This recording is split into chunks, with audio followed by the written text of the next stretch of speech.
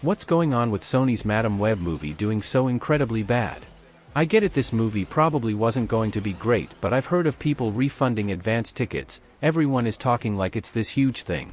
I just don't understand why this movie was even supposed to be a big deal in the first place. Let alone doing this badly, surprisingly.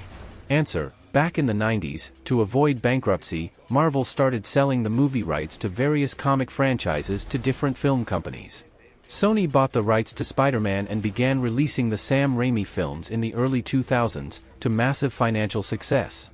Combined with the Fox-produced X-Men series, it revitalized Marvel's fortunes, and they decided to start producing their own films with a view to creating a cinematic universe where characters and stories could cross over.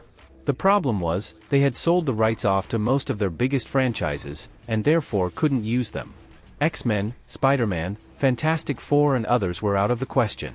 A key part of the deal Marvel made with Sony, and others, was that the studio would retain the film rights as long as they were actively producing and releasing films on a schedule.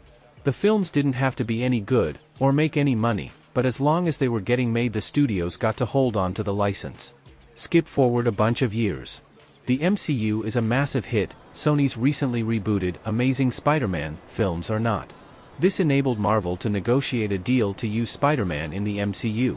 Sony still retained the rights, and could make their own Spider-Man films, but they couldn't use the MCU Spider-Man. It put this version of the character in a kind of neutral zone, requiring the cooperation of both companies. Thing is, the old deal still applies. Sony have to keep producing and releasing Spider-Man movies to retain the rights, and they have. The animated Spider-Verse films have been a huge success, but Sony have been hesitant to dilute the live-action space with another Spidey while Tom Holland is still part of the MCU, and they can't actually use that version of the character themselves without Marvel's approval, so if Marvel are resting the character for a while, Sony are in a pickle. But a Spider-Man film doesn't have to be a Spider-Man film. It can be a film about any character in the franchise.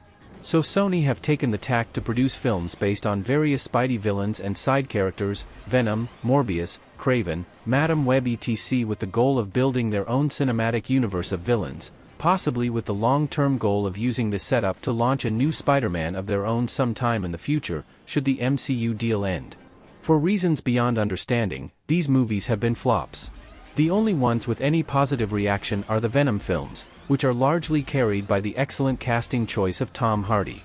All the others are, or look to be disasters, both financially and critically, and it paints the picture that Sony really are pushing out minimum effort Drek for the sole purpose of holding on to a nevertheless lucrative license.